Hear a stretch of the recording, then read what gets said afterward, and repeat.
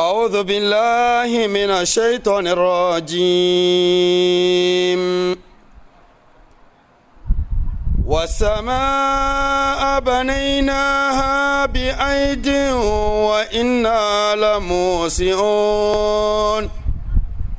والأرض فرشناها فنعم الماهدون ومن كل شيء خلقنا زوجين لعلكم تذكرون ففروا إلى الله إني لكم منه نذير مبين كذلك ما أتى الذين من قبلهم من رسول إلا قالوا ساحر أو مجنون أتواصوا به بل هم قوم طاغون فتول عنهم فما أنت بملوم وذكر فإن الذكرى تنفع المؤمنين وما خلقت الجن والإنس إلا ليعبدون ما أريد منهم من رزق وما أريد أن يطعمون إن الله هو الرزاق ذو القوة المتين فإن للذين ظلموا ذنوبا مثل ذنوب أصحابهم فلا يستعجلون فويل للذين كفروا من يومهم الذي يوعدون. إن الحمد لله نحمده ونستعينه ونستغفره ونعوذ بالله من شرور أنفسنا ومن سيئات أعمالنا من يهده الله فلا مضل له ومن يضلل فلا هادي له وأشهد أن لا إله إلا الله وحده لا شريك له وأشهد أن محمدا عبده ورسوله صلى الله عليه وعلى آله وصحبه أجمعين والتابعين لهم بإحسان إلى يوم الدين. أما بعد فإن أصدق الحديث كتاب الله وخير الهدى هدى نبينا محمد صلى الله عليه وسلم وشر الأمور محدثاتها وكل محدثة بدعة وكل بدعة ضلالة والضلالة أهلها في النار. أما بعد فأحييكم بتحية الإسلام وهي تحية من عند الله مباركة طيبة. السلام عليكم ورحمة الله وبركاته. أسعدنا الله وإياكم أوقاتنا جميعا ونسأل الله تعالى أن يوفقنا لما يحب ويرضى وأن يجعلنا من عباده الصالحين الذين يستمعون القول فيتبعون أحسنه ونسأله تعالى أن يحفظ لنا لبلدنا نيجر أمننا واستقرارنا ونعمتنا وديننا في وسائر بلاد المسلمين. تاريخ ليلة الأحد 19 من شهر رمضان عام 1443 للهجرة. أفضل الصلوات وأزكى التسليم على صاحبها. الموافق ب 19 من شهر أبريل عام 2022 لميلادية إن توافقا. إرنا إركو سبحانه وتعالى سابو كويو كان إرتكا أنا إرتال سلاميا إريغا سابيا هين كان تنداغا إركو كاهنورا ayarde ngora akande irnongo batma subananta ora neo arang kurai subananta o neo site kes ay mene ir programme spécial ramadano chini hinka kan khidir ngandinga ga kasinai kai da gor kasinai da staffo isu banaran sai hunkuna chini hinkantano ir program ora to sugin da halla sai a matabbat annabi ga muhammad sallallahu alaihi wasallam irna ranfo dar silamatare fo yango kair koy na iriya mar irma charfoda kanga ta assalamu alaikum wa rahmatullahi wa barakatuh ner koy ngwari am albarka da indaran kul ser lokacora amana ngir mabafunai andunya bafuna wora gomni da kanda da gani yambo allah hara ama ir margo aljannara ir koy mata ir me hawai ir koy ma gomni ko dorise ir koy mir dan tam subanantai kayanga du bonkane handu subananta wora mun yi ma Allah godiya sa'anan sira da aminci Allah ya tabbata ga annabi Muhammad sallallahu alaihi wasallam mu isa da gaisuwa ta dinin musulunci zuwa gare ku ita ke assalamu alaikum wa rahmatullahi wa barakatuh a cikin program namu na wazuzzuka na wanga wata mai daraja mai alfarma watan Ramadan wayanga kwanaki guda biyu ko mu ce dare guda biyu da aka zaban muku da khidir da ƴan uwan nashi da masu taimako da staff na masallaki da ƴan unguwa yau daren mu na biyu kenan mun zo mun hadu a wanga hili insha Allah za mu ci gaba da bayanai yau maudu'in mu shine mutum ya hada Allah da wani abu mana shi ashirka shi akishiyan tauhidi. Donc toutes les louanges à Allah, le miséricordieux, le tout miséricordieux, nous lui rendons grâce, nous le louons, nous cherchons refuge auprès de lui contre les maux de nos âmes et de nos mauvaises actions. Je témoigne et atteste qu'il n'y a point de divinité digne d'adoration sauf Allah sans associé et que Mohammed sallallahu alayhi wa sallam est son serviteur. Il est son messager, son envoyé, que son salut, sa paix, sa bénédiction soit sur lui et tous ses compagnons et tous ceux qui ont suivi sa voie jusqu'au jour du jugement dernier. Nous voici en cette deuxième nuit de notre programme spécial Ramadan avec donc Khidir, son équipe d'organisation et tous ceux qui nous aident à parvenir à vous faire parvenir ce programme. Nous prions Allah subhanahu wa ta'ala de nous bénir nos temps et de leur bénir et qui ont pensé et jugé utile vous apporter ce bonheur dans votre quartier. Donc c'est la deuxième nuit. Le thème qui nous est parvenu est l'associanisme. Associé à Allah subhanahu wa ta'ala une autre divinité ou associé à Allah autre chose, d'où on appelle cela le shirk. C'est le contraire du tawhid. Irneir maudu ngono kati borma irkoy margunda haifo. Borma irkoy margunda haifo ngono kati shirku. Ngono kati tawhid wana waccho. Irko subhanahu wa ta'ala ana irtaka magana matkambi irnaci aranse nara fongandinda. Irko subhanahu wa ta'ala gane yan ngano kande ir andunya wora. Yadinga aga wajibi no anda mizaga ama bori yandi inga ninga koyo gamara. Aga wajibi ama hanse inga ninga koyo gamara. Haikul mono sina anda miza ma hanse inga ninga koyo gamara kalama te wo kan maga irkoy na taka wo kan maga irkoy na taka mo ngono kati ama irkoy gananga hinne ama sa margunda haikul muka ce shi mun tunatar da juna dangance da abin da yasa Allah ya halice mu. Allah ya halice mu don mu bauta mai.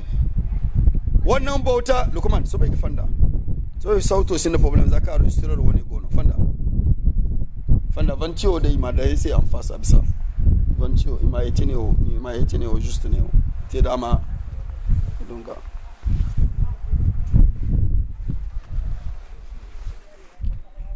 kenan muka ce da adam wajibi ne a kai ne ya jara tsakanin shi da ubangijin shi.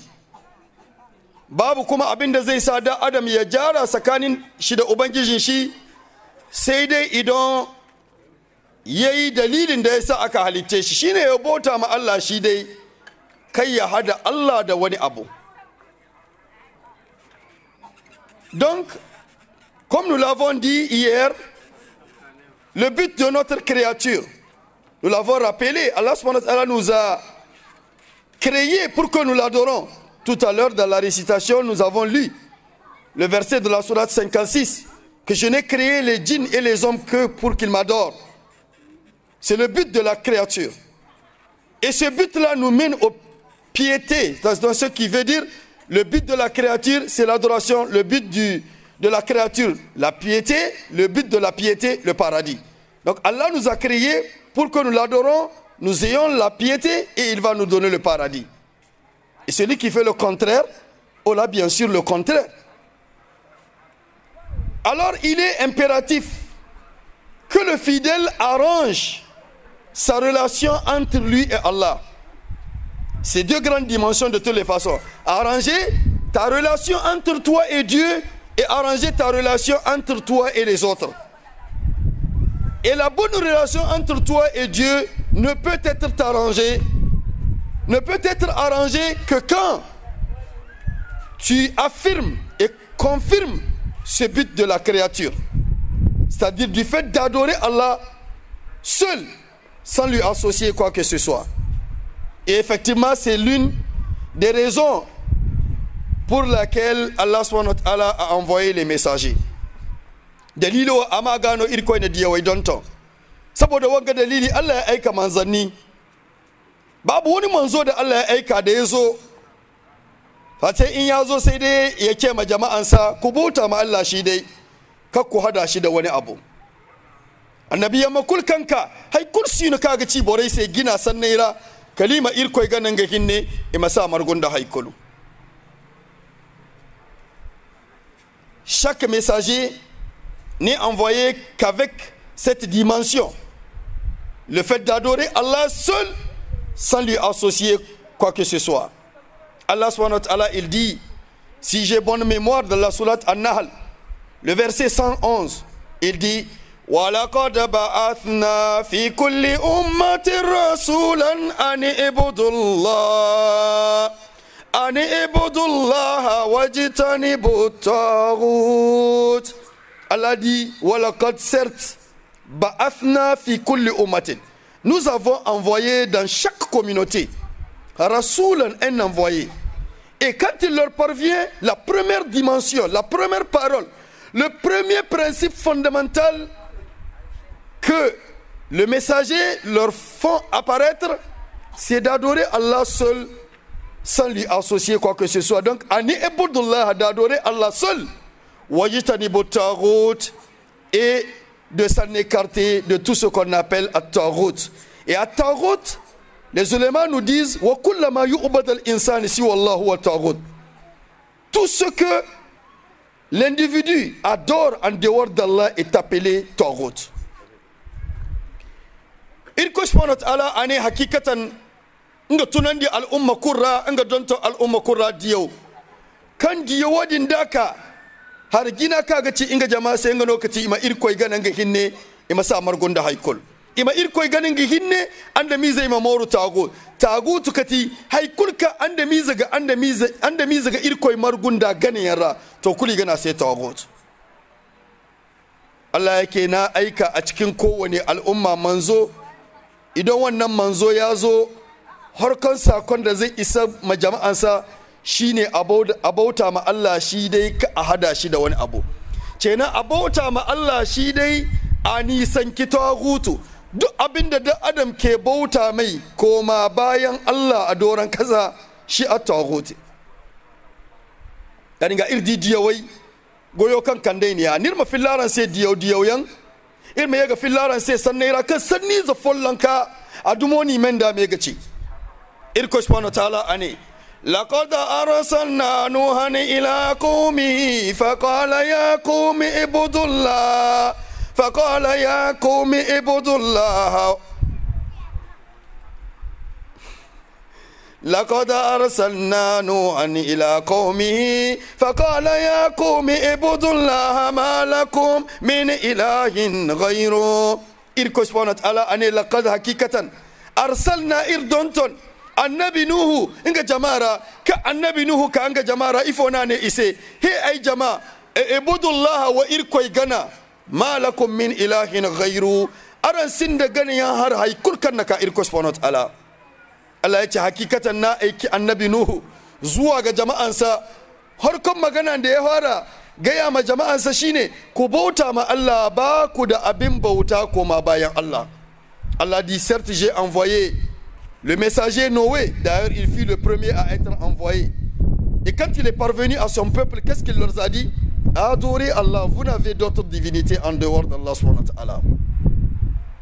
Et Allah dit encore un peu plus loin, une communauté venue après le passage de Noé, Allah subhanahu wa ta'ala il dit wa ila adin akhahum huda qala ya qawmi ibudullah ma lakum min ilahin ghayru. Vous allez vous poser la question, si le prophète Hud était au même moment, au même endroit que Noé, il a dit la même phrase qu'a répété Noé. Pourquoi? Parce que tous sont envoyés du même créateur, tous sont envoyés du même Seigneur. Allah dit wa ila adin, aux Ad, j'ai envoyé leur frère Hud. Et quand il leur a parvenu, qu'est-ce qu'il leur a dit? Ibudullah, à adorer Allah. Ma lakum min ilahun ghayru.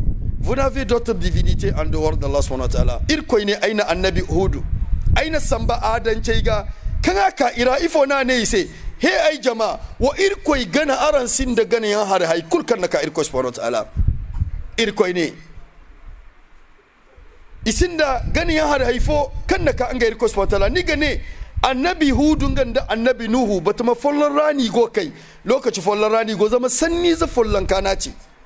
Allah ya ce hakikatan adawa na aika musu ƴan uwan nasu shine annabi Hudu da ya zo a cikinsu harkon maganan da ya fara hadi shine ku bauta ma Allah ba ku da abin bauta sai Allah mai girma da daukaka. Kana ce annabi Nuhu da annabi Hudu wuri guda suke sai can gaba sai Allah ya ce wa ila thamud akhahum salihah qala ya qawmi ibudullaha ma lakum min ilahin ghayru. Allah ya ce ga thamudawa na aika musu ƴan uwan nasu shine annabi Saleh, shi ma da yazo irin zanken da annabi Nuhu da annabi Hudu suka yi shine yayi, yace ya jama'a na ku bauta ma Allah ba ku da abin bauta sai dai Allah. Ya dinno irkoi ne samudancin aina annabi Saleh don to diga ka annabi Saleh ka ifana ne sai he ai jama wa irkoi gana harasin da gana yan harai kulkan naka irkoi subhanahu wa ta'ala. Au Thamoud, Allah a envoyé leur frère Saleh.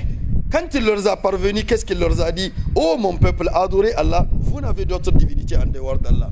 Wa ila Madiana akhahum Shu'aiba قال يا قوم اعبدوا الله ما لكم من إله غيره. Allah dit à Madiana, j'ai envoyé leur frère Shu'aib. Quand il leur a parvenu, qu'est-ce qu'il leur a dit? Oh mon peuple, adorez Allah, vous n'avez d'autre divinité en dehors d'Allah subhanahu wa ta'ala. Il koine Madiana borei annabi Shu'aib ne don taniga kanaka ifo no Shu'aib ne ise hi ay jama wa irkoi gana aran sin da gana harai kulkan naka irko subhanahu wa ta'ala.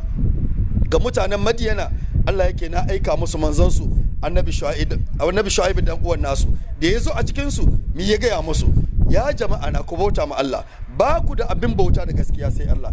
Ya diniga annabiyan mafo kunnir koi mandon ton kadda sanno annab Muhammad sallallahu alaihi wasallam irkoi na siga bara sai amma sanni za follan kano annabi ne wa abudullaha wa la tushriku bihi shay'a nango fo ayega nasi wa qada rabbuka alla ta'budu illa iyya wa irkoi gana wa abudullaha wa irkoi subhanahu wa ta'ala gana wala tushriku bihi shay'a wasi irkoi margunda haikulu wa qada rabbuka ni koyo akiti gagisi Allah ta'budu imis koy kulgana illa iyyahu kalenga nidi sanni zaideno kalimai barmai amma siga ngano barmai amma ma na fullon kano wa ir koy gana wa sa margunda haykol wa ir koy gana arasin da koy kul kalenga kare himara maganan da ce mi قل تعالوا أتل ما حرم ربكم عليكم ألا تشركوا به شيئا قل إركوني النبي سيتشيسي تعالوا وكا أي ما تشارن سي هاي كنارن كويو حرمان دي أرنغا ألا تشركوا به شيئا هرجينا أنغنو كتارا مسي إركوي مرغون دا هاي كل دا الله أيكي منزو صلى الله عليه وسلم معنى كلمة da aka ba annabi Nuhu, annabi Hud, annabi Saleh, annabi Musa, annabi Isa, irin kaliman nan dai aka ba annabi Muhammad sallallahu alaihi wasallam ma'ana guda ce abota ma Allah shi dai ka ahada shi da komi a cikin suratul nisa sai Allah ce wa abudullah ku bauta ma Allah wala tushriku bihi shay'a ka ku hada shi da wani abu. A can Isra'i sai ya ce wa qadara rabbuka alla ta'budu illa iyyahu wa bil walidaini ihsana. Allah ya riga ya kayyada muku cewa kakku bauta ma komi kakku bauta ma kowa sai dai shi Allah. A can an'am sai Allah ya ce kul gaya musu annabi ta'alau ku zo atulu ma harrama rabbukum alaikum in gaya muku in karanta muku abinda ubangijin ku ya haramta muku harko abinda annabi ya fara hadi shine Allah tushriku bihi shay'a kakku hada Allah da wani abu. To mun shi dai Allah ya halicce mu don mu bauta mai kan mu hada shi da wani abu. Le messager sallallahu alayhi wa sallam a reçu aussi l'ordre auprès de son Seigneur de faire parvenir, mais lui il a reçu plus de versets qu'a reçu les autres messagers. Et Allah subhanahu wa ta'ala a donné la même signification pour ce qu'on a révélé au messager alayhi wa sallam. Allah a juste changé la siga du verset par rapport à ce qu'il disait à Noé, à Saleh, à Shuaib, à Hud et aux autres messagers qui ont reçu aussi ce même ordre, parce que Jésus aussi et Moïse ont reçu les mêmes recommandations de dire, d'adorer Allah subhanahu wa ta'ala et de ne lui associer quoi que ce soit. Allah dit dans la sourate Nisa wa abdullah, adorer Allah wa la tushriku bihi shay'a, ne lui associer quoi que ce soit. Dans la sourate Al-Isra il dit wa qada rabbuka alla ta'budu illa iyyahu. Allah a certes décrété de ne adorer que lui seul et de ne lui associer quoi que ce soit. Dans la sourate Al-An'am, il dit dis-leur, ta'alo, venez, atul ma harrama rabbukum alaykum. Je veux vous lire, je veux vous réciter ce que Allah subhanahu wa ta'ala vous a interdit. La première des choses, Allah tushriku bihi shay'a, que vous ne lui associer quoi que ce soit. Donc nous voyons un peu l'ampleur du shirk et la raison et le but de notre créature, c'est d'adorer Allah subhanahu wa ta'ala sans lui associer quoi que ce soit.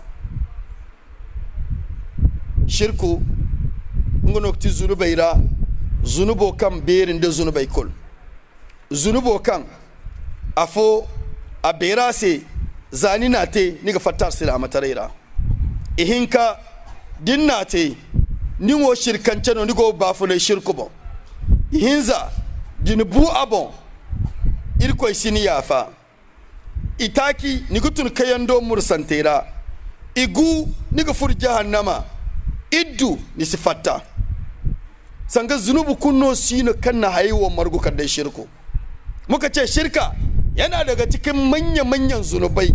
Akwai manyan zunubai amma shi hatsarin shi a cikin manyan zunubai shi azunubin da yake kowane zunubi girma. Shi da azunubin da ka aikata shi kahi ta cikin musulunci kota an kahi ta cikin musulunci kuma idan ka aikata shi ka tabe ka yi hasara ka yi mutuwa a kai to babu mai hasara kaman ka kuma za ka tashin kiyama cikin tababbu kuma za ka shiga wuta. Allah ba zai gaharta maka takanan kuma za ka shiga wuta kuma ba za ka hita za ka dawama a ciki. Babu zunubin da ya tara wa'annan halaka sai dai shirka. Il n'y a pas parmi les grands péchés, il y en a plein les grands péchés, mais parmi les grands péchés il n'y a pas un grand péché qui a rassemblé ce malheur-là à l'individu comme le shirk. Parce que celui qui associe à Allah subhanahu wa ta'ala, la pire des choses, déjà, il sort de l'islam automatiquement. Dès que vous faites de l'associanisme, automatiquement vous sortez de l'islam. Et si vous mourrez là-dessus, vous mourrez en périssant. Parce que c'est un péché qui fait périr celui qui l'exécute.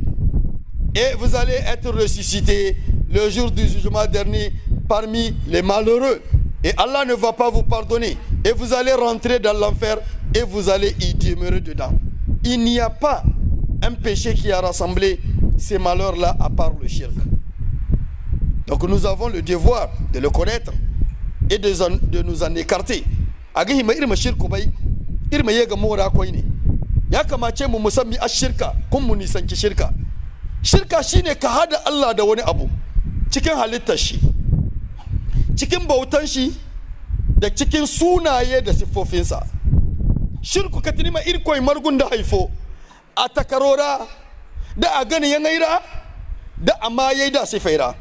Le shirk c'est d'associer à Allah subhanahu wa ta'ala une autre divinité dans sa créature, dans ses adorations et dans ses attributs, ses noms et attributs. Aseni gane tawhidul rububiyya wa tawhidul uluhiyya wa asma'ullahi wa sifatuhu wa tawhidu asma'ullah wa sifatuhu.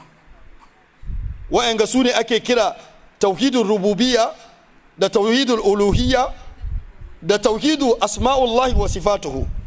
Voilà ce qu'on appelle le tawhid. Le tawhid al-rububiyya, al-uluhiyya wa asma'ullahi wa sifatuhu.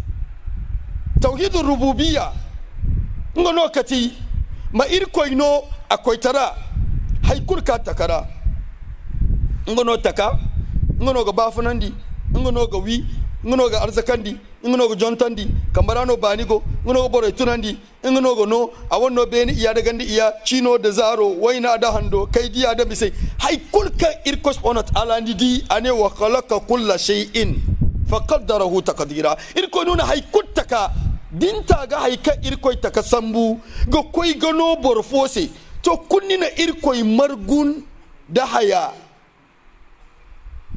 dina irkoi margun da bora wala haya hayo wara akwai tarara. Muka ce tauhidin rububiyya shine duk abinda Allah ya halitta da duk abinda ya kamaci Allah kakka hada Allah da shi a cikin sunan da ake ce mai ubangiji. Shi a ubangijin da ya halitta kuma da ya halittu shi ya zana ma halittun rayuwarsu. Yayi sama, yayi kasa, yayi rana, yayi wata, yayi tauraru, yayi iska, yayi lokaci, yayi lokuta, yayi rayuwa, yayi mutuwa, rashin lahiya da arziki, sauransu. Kakka dauci ko ɗaya daga ciki ka ba wani. In kai haka to ka hada Allah da wani a cikin wa'annan abu. Le tawhidul rububiyya consiste à donner à Allah le droit de seigneurie. C'est lui le Seigneur, c'est lui le Créateur. Il a créé toutes choses et l'a façonné de la manière dont il veut. Alors, si tu associes à Allah une autre divinité dans sa créature, il a créé les cieux, la terre, le soleil, la lune, le système, les planètes, les temps, la richesse, la pauvreté, la santé, la mort, la vie. Si tu associes à Allah parmi ces choses-là une seule chose, tu deviens mécréant automatiquement parce que tu as fait de l'associanisme. Tawhid hinkanta angono kati tawhidul uluhiyya angono ta tawhidul ibada. Irkoy ganayan a tawhido isi jingar borkul sai kala irkoy isi miya borkul sai kala irkoy isi borkul ngwari kala irkoy isi tuje borkul ga kala irkoy isi wakal borkul ga kala irkoy isi bini borkul ga kala irkoy haya wodini yadda ga no borfo sai gane borfo sai ni gate to kunni na irkoy margunda bora araya dinga ni fattar silamata raira. Tauhidi na biyu shine tauhidul ibada, uluhiyya kenan. Sallah, azumi, ayyuka, addu'a, nema, tawakkali ba a yi su ga kowa ga komi sai dai ga Allah. In ka hada Allah da wani abu a cikin wannan ibada to ka yi shirka ka hita a cikin addinin musulunci. Le deuxième tawhid c'est le tawhid des adorations. Il t'incombe à ne pas associer Allah subhanahu wa ta'ala dans tes adorations, dans la prière, dans le jeûne, dans le hajj, dans les autres droits, dans les invocations, dans ta prière. Le fait de chercher refuge. Si tu associes à Allah une autre divinité, tu as fait de l'associanisme et tu sors automatiquement de l'islam. Tawhid hinzanta ngono ti irkoy amaye da sifai.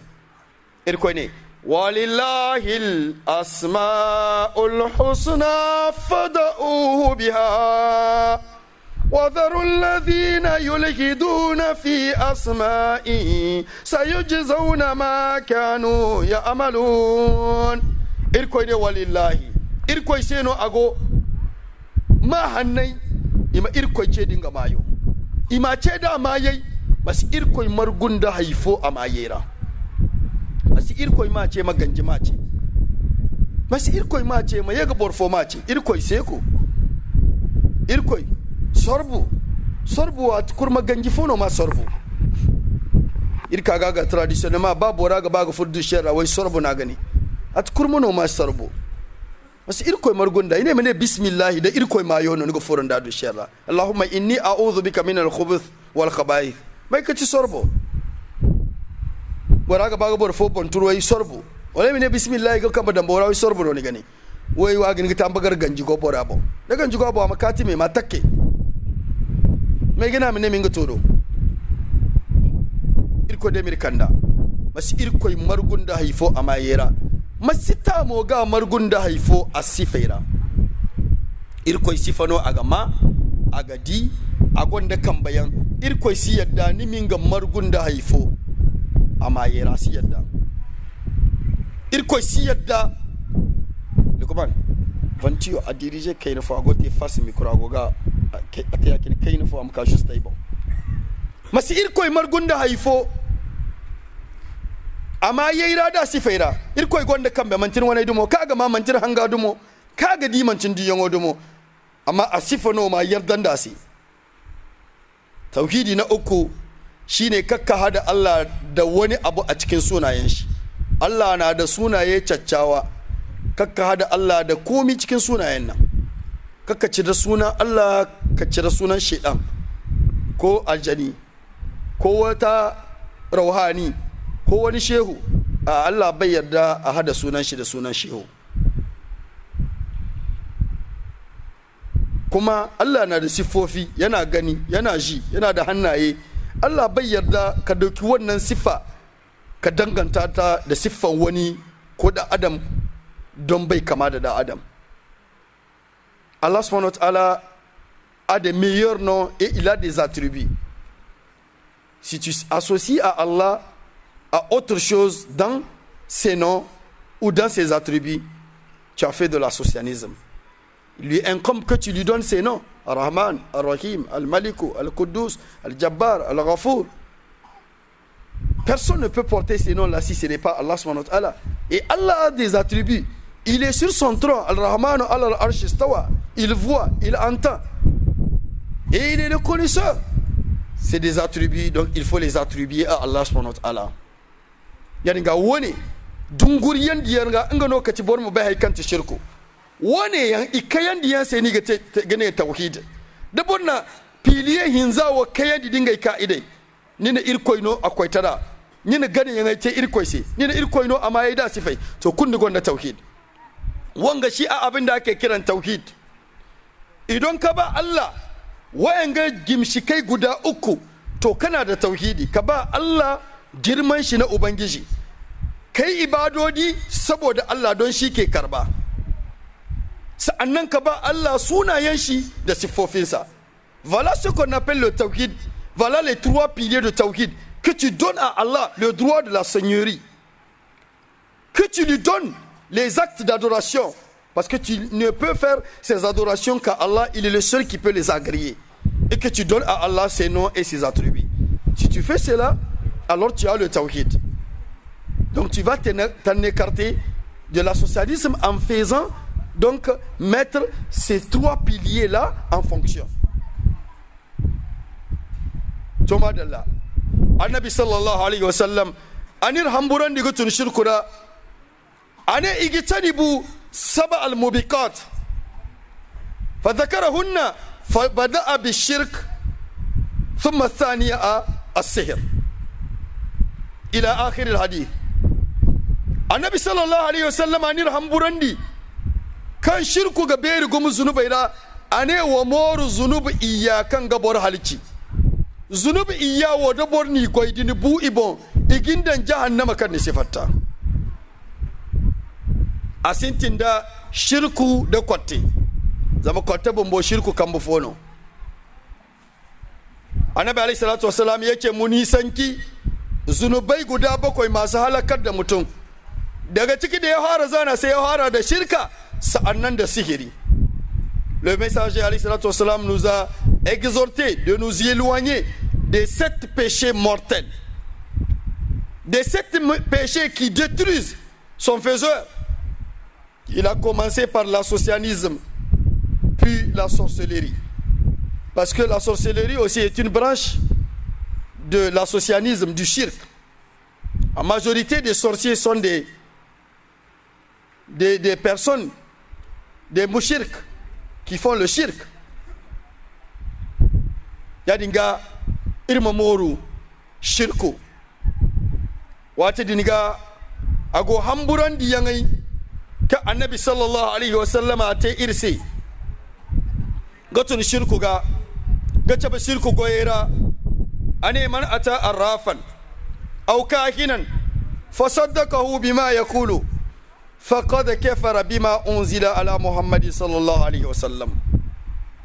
ane borkul kan koy gono kodo wala koy godo kodo ngono a cimandi da haikan godo ka ciyase to a cafar da haiki zumandi annabi ga sallallahu alaihi wasallam isi hal bora cafar no barkan cafar da haika izumandi annabi ga yani ga cafar da qur'an dai kurki zumandi qur'ana ra jingar da miyau da dai kurki zumandi annabi ga bora cafar da irsi hal bora cafarino yani ga irin mamoru wani hadisi in kanta manata arrafan aw kakinan fasaddaqahu bima yaqulu lam tuqbalu lahu salatan 40 yawm barkan koy kuna kodo wala koy kodo ngana cimandin da haika icase aga ta girbi woita ki isa jingarta ngano alfagai ina hadisi in kawo dan charra gabore faman di fo kati sannai jini koy kuna kodo ngana gunnise ane koy kande ya koy kande hincini koy kande feji koy kande gorngobi koy kande borace labo koy kande ya kine ni koy kande haya ana safarote ade tago koy te ni murado te ni kefar da hay kulka izumande annabiga ni ko agonni se ane nin kottano ni yadda ane filana no goni bande ni yadda ane borkuku bi fono gogin murado sar ni yadda wala to ni kefar da hay kulki izumande annabiga jingar kulka de ce jiru waita ci wane no ko to din kan ni gogordin asara kadai tubi tagi kaddin te kalmar shahada ta jiga furar silamatare da sangar silamatare windo borano da fatta ay gemi le kayir goga fam ni koy gunukado agunnise amani ne ni man cimandin da hayaka to nan di ni ne ni mana cimandi ibo kati ni man cimandi ane ni se yakin no gate ni kafuni ne he haye wo ba fo man cicimi ni man yadda wala to girbu wai ta cino ni gate kan irko sirjin garta ni mu koy dai gun kado hinne go goro wala ani go gun yangote amma ni tun ni man yadda sannai kaci to girbu wai ta cino ni gate kan ni jingar kul kan ni gate irko sata aran di mursai bero kan gobar mu koy ziman da alfaga tibbai zado ta hon kona ir borbo ba ina san bu kan manta kulno silama ga jingara koy guniya silama ga jingara koy folle forido halaka hon ko niga di woy bore imongu ikoy ba makka iba koy umra amma halaka so igo koy guniya da koy da gonu ka mane to irkoy da miri afa yakin hinna da irkoy mini afa yakin inga ni bai wo bore inga wo go zunubi sam kan man tai kunno alfa ka man tir ko ni kurge mun bodi ma go asini yafa o ir ko yafa kono amma goyi wo bumbo kan ga yafa no ne ga si yafa to dini buyi bo yani ga wazo kin go te madugo tubi za buyen mani sambu shirku bo bai borbo bano ni ga di da jingaro ka tubo ka ga te gana ka kurnyo bonno wai go tubi to mai gida ina idi hando to jama'a mu yafi charse so wani yafi ke jama'a mu yafi charse inda yani wa ga ku kan ni tesi jama'a mu yafi jama'a su yafa ya fice ce a gunda funda kan borga te da maduwa me ne mai gida wallahi gore ni bai da bore go charban bore char dorandi to ai wallahi dorandi kul kan ni tayi sai ai wai ni yafa ma adalla an ga mo gini yafa amma jama'a mu yafi charse dai yaki ne mo ko gini kurnyo kotte mu ne jama'a mu yafi charse mo ko zam sai gonda wacce mo ko gini kurnyo kotte hankul kana goni wacce kwara am hannagu gurje am hannagu gurje ngo mil me hawno manti me hawno indin hawno albara hayadi hawno zan kai gonir musu koy ci mama ma an gaino go hariya wai hayadi ni kai ci inna ifahama kai ne whatsapp zai da tele zai ai kunni ga bai so wai hayadi inda kai ci wai ifahama to hayadi ne iske ne ma yaci irko min da ran kanda irko ma bayar sai gwamni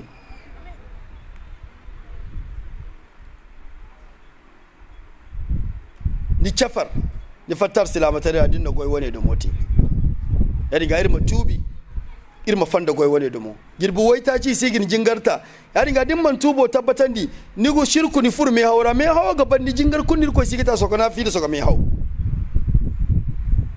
irma tubi ge ir correspondent alaga ga fatta goy woni ende mora dirga bayar mahallasi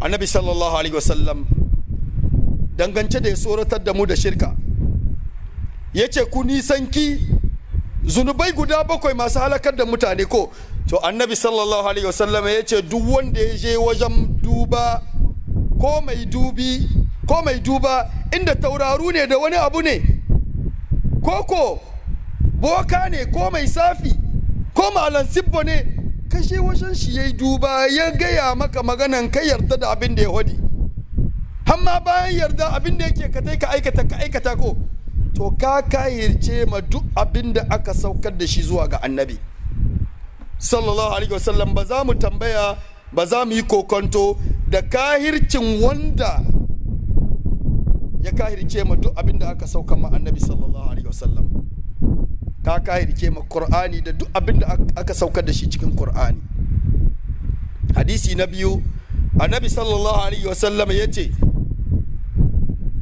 man ata arrafan duk wanda ya je wajen mai duba au kahinan ya yarda da abinda aka gaya mai lam tuqbalu lahu salatar 40 yawma mutunan nan zai yi kwana 40 ba za a karbi sallah dai daga cikin sallolinsa sai malamai suka yi mukaranan hadisan nan guda biyu suka sa su cikin juna mi ammanansu wanda ya je wajen boka ko malam tibbo aka gaya mai sai ya yarda ha abin da aka ce ya aikata ko to ya kahirce ya hita cikin addinin musulunci in ya mutu akai ya mutu mai shirka kuma zai shiga jahannama kuma ba zai hita ba hadisi na biyu shine mutumin ya je wajen duba sai aka gaya mai sai ya dawo gida ke kai wanga abu maganan bokanci ne ni dai bai yarda da maganan ga to za a yi kwana 40 ba za a karbi sallolinsa kwana 40 idan mutu ya mutu kamar mushriki Allah ya shirye mu Allah ya sa mu gane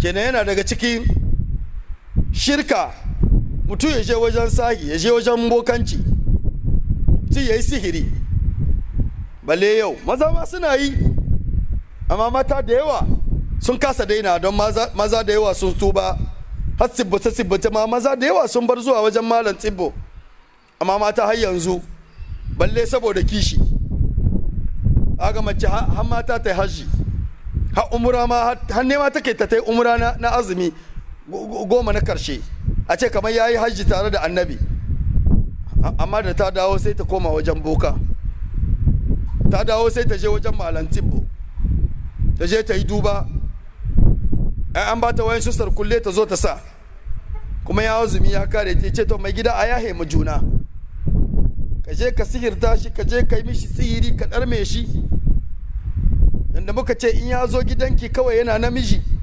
amma da ya je gidan kishiyanki da yake assalamu alaikum ya shiga gidan sai fitina, sai bala'i, sai tarnuku, kamar an wasa ma mutum barkono cikin ido, kuma sababin ke ce, kuma kawai sai kike Allah ya yahe mana sai ya yahe. Ai ko shi mijinki aka gaya mai abin da ya ba zai yahe ba, balle Allah da yake wanga zunubi idan ka mutu bisa kai shi Allah ba zai yahewa. To Allah ya sa mu gane, Allah ya shirye mu.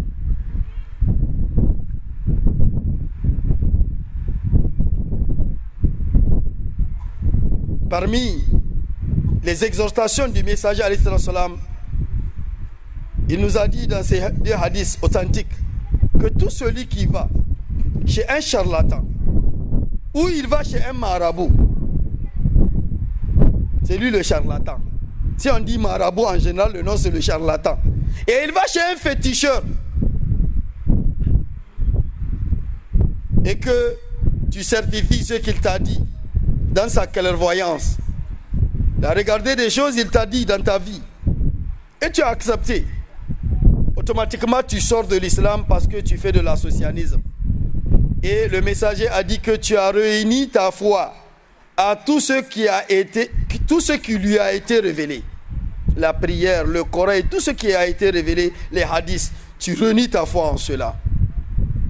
Et le deuxième hadith, il dit tout celui qui va chez un charlatan ou il va chez un féticheur et que tu acceptes ce qu'il t'a dit, mais après avoir quitté, tu n'as pas accepté, tu vas faire 40 jours que tes prières ne seront exaucées.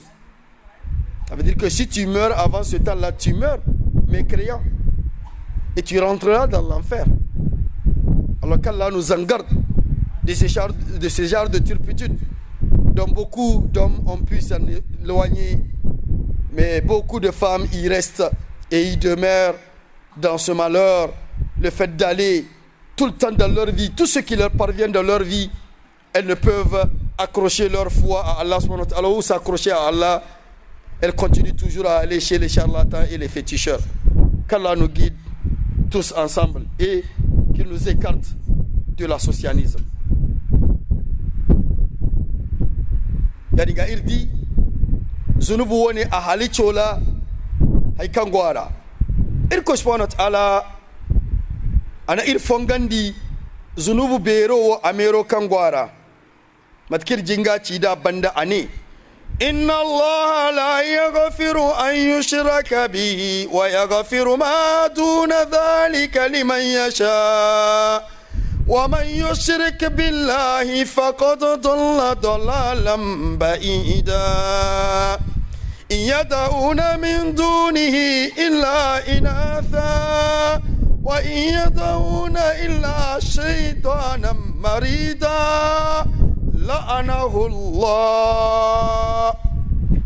Irko subhanahu wa ta'ala ane inga irkoi la yaghfiru inga siyafa wa hangan ga bori ga ma haika irkoi gogaci inga irkoi inga siyafa irkoi kan ga yafa kan ninga wo yafa kono yafa bandanga masuji babi irna aya cawara sai kan gaban da ghafurur rahim to kulir koi ne inga siyafa to ifo no goyi wone kirko siyafa ifo no zunubu wone ka irko nanga sayafa ananga siyafa inga tamo aminga margun da haifo inga koi tarara inga gani yangaira inga mayera inga sifaira ane inga sayafa watifo da buwabo ananga sayafa ane amma zunubu kulkan manto wane dinga dida manga ga yafa wa yaghfiru ma duna dhalika liman yasha zunubu kan manto wane dinga dida manga ga yafa wa man yushrik billahi barkul kan na irko margunda haifo faqad hakikatan dalla adarai dalalan darayyan ba'ida kan ga moro gurmat ka aya irko ne dabunda faqad dalla dalalam ba'ida hakikatan bora adarai darayan imoro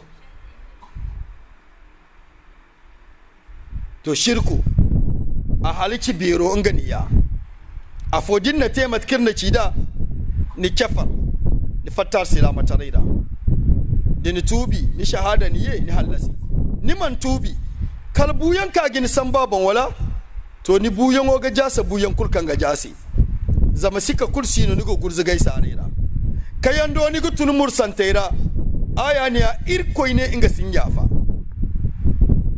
wa yudillu Allahu zalimin tonya kursi ni kanga berin da shirku irkoi ne ga tonya tadaran da singa ne shahada a singa shahada buyan wate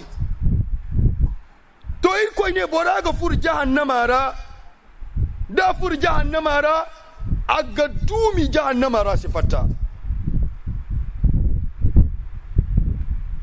aga dumi jahannama sifata faqad harrama Allahu alayhi aljanna irkoi ne na aljanna fur ya harraman di borasi wa ma'awahu an-nar boraye yandan jono khalidina fiha koina bora ga dumi ara asifata aran bai hasarote wala zunubi yango ne irkoi giya fa zunubi yango na gin ga bora gurzugai sarera zunubi yango na ga gurzugai jahannama maka an ta bora su dubi amma shirku wasin da pardon da bora buwabo wati dinga ga fur jahannama sifata daga cikin halaka na shirka Allah ya ce duk wanda ya shirka da shi ya mutu akai shi Allah da mai yahewa mai jinkai mai rahama ya ce ba zai yahe ma duk wanda ya mishi shirka kuma mutum zai shiga jahannama kuma zai dawwama a ciki kenan daga cikin babban hasari na shirka shine in ka mutu Allah ba zai yahe ba za ka shiga wuta ba za ka yi ta za ka dawwama da ka yi shirka ka yi ta addinin musulunci sai sabon tuba in ka mutu a kai to ba ka samun shahada wajen mutuwa tabbat kuma za a maka azaban kabari za ka tashi cikin tababbu tashin kiyama za ka shiga wuta ba za ka yi ta a cikin wuta tir da shirka parmi le grand malheur du shirk c'est que c'est le seul péché comme nous l'avons dit dans l'introduction le péché donc sur lequel si tu meurs tu vas rentrer dans l'enfer et tu vas pas sortir. Allah dit tout celui qui associe quoi que ce soit il lui interdit la rentrée du paradis et il va y demeurer dans l'enfer. Tout celui qui lui associe quoi que ce soit, Allah dit, il pardonne tous les péchés, sauf l'associanisme. Il pardonne tous les péchés. Lui qui est le pardonneur, le miséricordieux, le tout miséricordieux, a dit que tout celui qui meurt avec l'associanisme n'aura le pardon d'Allah. Et il va rentrer dans l'enfer. Et il va y demeurer sans sortir dedans. Il y a des péchés, vous les posez sur terre, vous vous repentez, Allah vous pardonne. Il y a des péchés, peut-être vous n'avez pas eu le temps ou la chance de vous repentir, Allah vous châtie au moment de la mort, ou il vous châtie dans l'atome, ou il vous châtie quelque temps dans l'enfer. Mais l'associanisme, si vous mourrez là-dessus, vous rentrez dans l'enfer et vous y demeurez dedans. Khalidina fiha.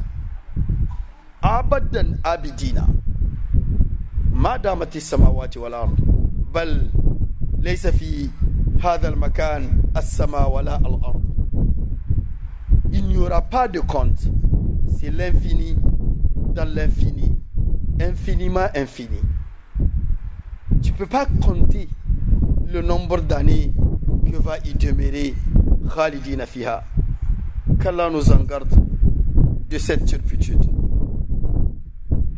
Irko subhanahu wa ta'ala ama dugira hamburandi ama chabiri se kan shirku gaberi irko subhanahu wa ta'ala ane wa laqad uhiya ilayka wa ila alladhina min qablika la in ashrakta la yahbatanna amaluka wa la takunanna min al khasirin. Annabi gano irko gogo deni ane hakikatan ay irko subhanahu wa ta'ala uhiya ilayka ay wahiga kan gadin annabi wa ila alladhina min qablika da annabiyan mai kulkan kazani man kazanuhu kal annabi Isa ifo kati sanno kan ay gogaci ise da ni bumbo ai mace ni sai ni mabaikan la in ashrakata wallahi dinta ga shirkun da ai sanga da annabi kan irkoi ba ga bisa borkul tagin ga margun da haifo irkoi ne la yahabatanna amaluka wallahi ai gin goyi kul sar farkatak wala takunanna min al khasirin don ni ga furmo mursanteira annabi gano irkoi go sanoci ya dinga maino gofon saboda Allah ya soratar da mu ga bala'in shirka. Allah ya ce ya kai annabi sallallahu alaihi wasallam hakikatan nayi wahayi zuwa gare ka da duk annabawa da suka shude kahin ka zo cewa zance wai da ka kuskura kai annabi kayi shirka da ni da na bata ayyukanka duka su gaba dai kuma da ka kasance cikin tababbu. Annabi ake ma wannan gargadi ina gare ka.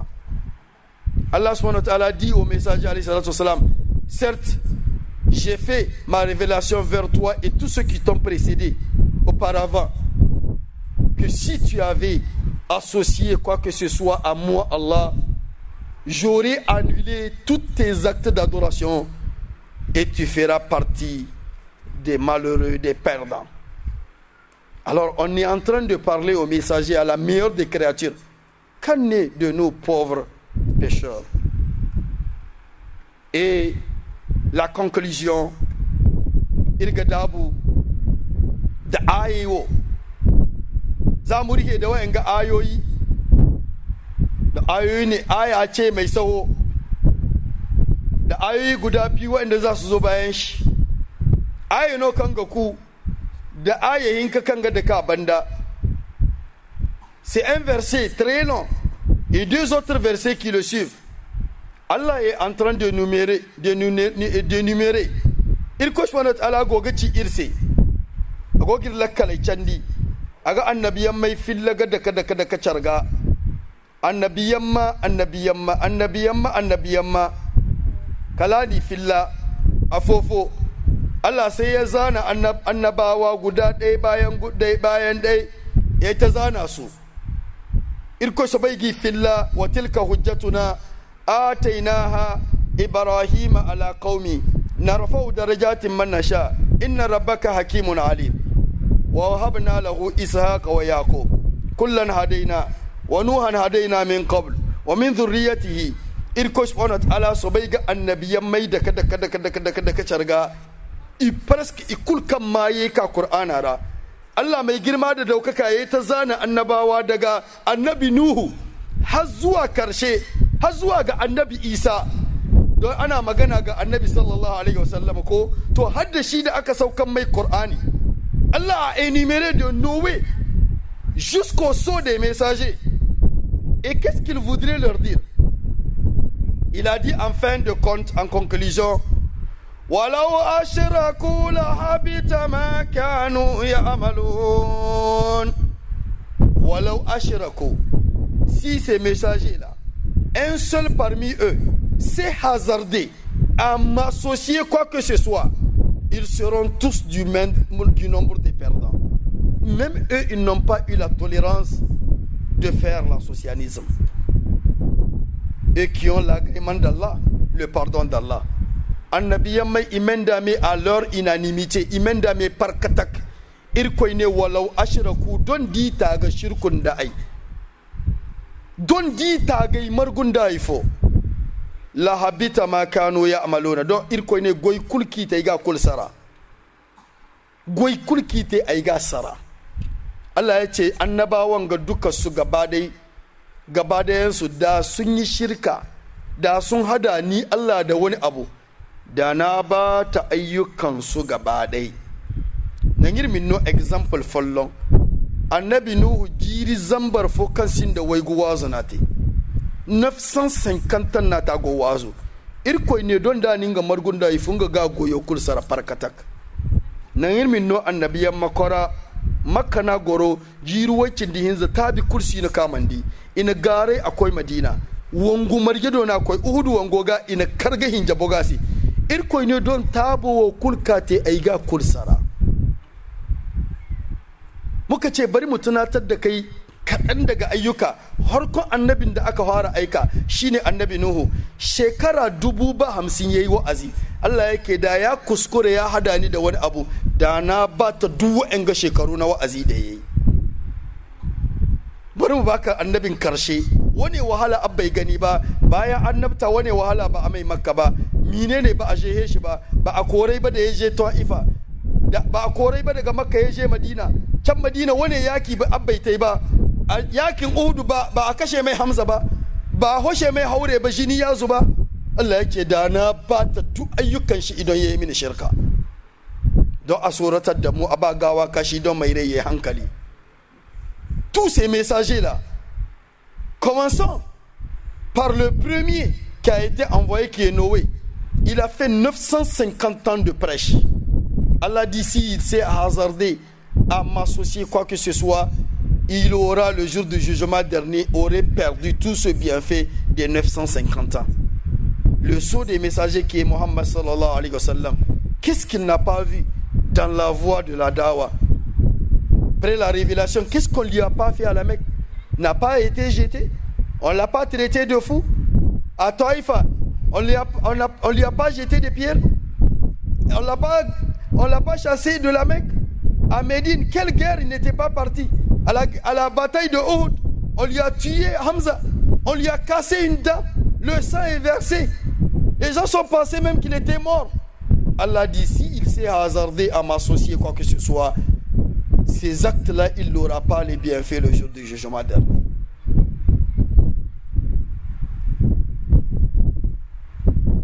So il ko mirkanda yadi ga irma moru il ko margonda haifo moni sanki shirka écartons-nous de l'associanisme.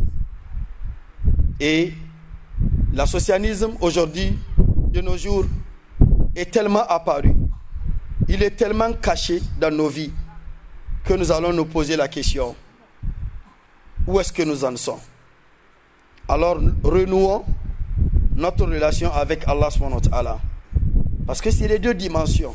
Ta relation entre toi et Dieu, Allah adorant sans lui associer quoi que ce soit, et la relation entre toi et les autres, du plus proche au plus bas du plus proche, toi-même, la relation entre toi et même, toi et toi-même.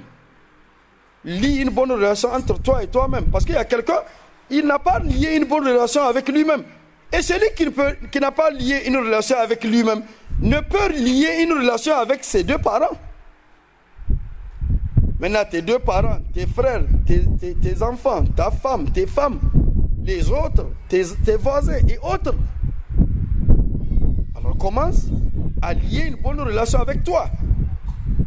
Parce qu'il faut t'aimer toi-même. Comme nous l'avons édifié hier, dans l'introduction, que la meilleure des choses, c'est l'amour. La pire des choses, c'est le désespoir. Cette meilleure chose qui est l'amour, la meilleure chose dedans, c'est ta vie, toi-même ta vie. Il faut lier une bonne relation avec toi-même pour aimer ta vie. Et en aimant ta vie, en liant une bonne relation avec toi-même, tu vas lier une bonne relation avec Allah, Allah adorant, sans lui associer quoi que ce soit. En l'aimant plus que tout. En aimant son prophète mieux que tout. Après cela, la meilleure chose de ta vie, c'est quoi dedans? C'est vivre. Parce que si tu ne vis pas la vie. Si tu ne vis pas la vie, mais comment tu vas vivre l'amour sans vivre? Vous voyez un peu la philosophie, non? La meilleure chose de la vie que tu vis, c'est tout de suite maintenant. Hier est passé, demain n'est pas venu. Donc c'est maintenant qui est important. Il ne faut pas vivre au passé et il ne faut pas vivre aussi au futur. Il faut t'en servir du passé pour améliorer au présent le futur. Je ne suis pas un professeur de philosophie. C'est pour te montrer les dimensions de l'islam. L'islam va au-delà de la pensée de l'homme. Il n'est andamise wajibi bero kair kanda kantir mawduo kanga tamasi ir koy margunda haykul matkirna cidabi irne baka sinino bisa haykul zamir koy kadinga bara non gagana annabi kadinga bara ni ga fonda gana mabani bo mabani nyaize mabani nya mabani baba mabani izo mabani koyo wala irne haya kan jasa ikulun lokti bor ma zikidum bay ramo ikul ma zikidum bay ko sujoga to irne harbero ngono kati ma hansenin din koyo gamara ni singa hansemo nin din koyo gamara kadai din hansenin din bombombo gamara zama gama hinkano ma hansenin din koyo gamara ma hansenin din nyaize gamara ni nyaize din ni nya din baba ni kaine ni bere ni wandai ni izai ni gorkasi ne kalam koy ganda kalam koy barkan ba motono na ran margu gaksi na riyarra to matano anda miza gihinga hansengan dinga nyaka fosina gamara amana hansengan dinga bombombo gamara nga bombo dinga bonse saba to barkan mana hansenya hinkase baban da ya matana ga hinka hansenga wanda se barkan man nya da baba berani no ga wanda berandi barkan man nya da baba berani no ga borfo baba berandi koy gadi izu kurkan ni diga baba wani sambu baba koy gadi matka te babo sai me koy gadi matka ni ga baba sambunda to ni woni ndim bombombo no gonda problem nin din bombombo gonda problem matano ni gite giri koy gana ni bombo ni ndim bo si saba ari ga dimbo ye ngende bor fasil mama chedi me parce que ni woni ndim bombombo ya mu no go futin bo si ay mara hadi koy barkan go futin go bo si sam sa diye go futin sai eske gonda seta inga wanga ninga bombo no mani ya fice ci jarga ay sibalan go fam philosophie no woni o to anda mize da hansinga ninga bonga mara ngono gana ma banga bon zama anda mize ma banga bon no kace aminga momoron da yakan gane ko ma da jahannama amma mor zunubu kan koy da dangi zama ga banga bon no ami to ba ka sina wa ine kan ngono bisa ikul ine ba ka sinara haikul sino kan ga te komni ba ka sinara ga to ba funai irko ni no fundi ni go ba funai zan ba ka sinadin ba funai no ni ga ba funai dami ase no ine to bafuna haya kan bisa bafuna ra haikul ngono katimma bafunai gono ma bafunai ma gono borfo gona go agonda fundi amma si ga bafunai madalla to bafuna dira ine bafuna haya kan ga bisa ra haikulu ngono ti sohonda suba mankami bi mo bisa suba manka bi abisa yaringa niga bi sammuno gahun kuna danga subhansi amma dinne ni mi ye bi koy bafunai to TV au passé dinne ni bafunai suba moto suba wanka gina TV au futur la bonne vie se fait au présent bafunai son muka ce duk cikin wannan babban abu kamar yanda shi muka hodi babban abu na rayuwa ga ita ke so ka so Allah ka so manzon shi ka so kanka ka so rayuwa ka so to da adam sai ya so kan shi to kenan mu jara abinda a tsakanin mu da Allah shine mu bauta mai kan mu hada shi da komai sa'annan abu na biyu gaba na biyu shine mu jara tsakanin mu da ƴan uwan mu uba uwa danji mata iyali makwabta hayyata kasa har ga wanda balaguro ke iya hada ku to wanda bai gyara tsakanin shi don babban gyara bayan ka gyara tsakaninka da Allah shine ka gyara tsakaninka da kanka to wani shi bai shiri da kanshi ma ta kaka bai hoda da mutane tunda shi da kanshi ma bai shiri da kai ne ka gyara tsakaninka da kanka shi zai kawo ka gyara tsakaninka da Allah sannan ka gyara tsakaninka da sauran to baka iya gyara tsakaninka da ranka tsakaninka da Allah sai ka so Allah nan ka so manzo ka so kanka ka so uwaye ka so kenan so shine abin da yahi komi to son nan kuma menene ake tahiya da shi cikin menene aka yi son shi shine cikin rayuwa sai ka rayu za ka yi so ko kana so Allah in baka rayu ba ya za ka yi ka bauta mai sai ka rayu to aka ce rayuwar nan kuma babu abin da adda kai cikin ran nan da Allah ya baka sai dai rayuwa ka rayu da akwai waɗanda suna da rai amma ba su ga rayuwa sun mutu tun jima'a to aka ce cikin rayuwar nan babu abin da adda girma cikin shi kamar yanzu don shi ya huce kuma gobe bai zo ba kenan ka sa shi don jaran shi yau zuwa gobe kakka rayu a baya kakka rayu a gaba ka rayu yau saboda gyaran gobe mada amsu kalmadi shahidan alayka mu'addada shi ya huce yayi shaida gare ka yare passé témoignant sur ce que tu as fait bi bisa a shaida ni sai da haikan ni te jadi ga irma hanse irko subhanahu wa ta'ala amir wa shirku ikaina ibero amir moranjinda irko amir wa shirku kanga tugu irko subhanahu wa ta'ala mata irsi insha Allah ne no riga gayi nous allons conclure inshallah ce programme en ce mois béni de Ramadan, en cette deuxième nuit ici avec vous, inshallah avec tout le staff. Nous allons inshallah conclure ici irko ngware irko mata irsi bore kayante sababu kan wazo ka kura wara za frère Khidir kalam ko nya ka fosine kul de bor kul kan ninga kamba danga kisina wara samara ga bai wone manti goy kaynano wazo hamba gari wo irga ka dai no igo gidi batu dare ta dai kulir makayar masintin irma wazo termi gine kun kun gidira amma goyo kan gate hal wazo gate da goyo kan gate wazo bandadin a berin da wazo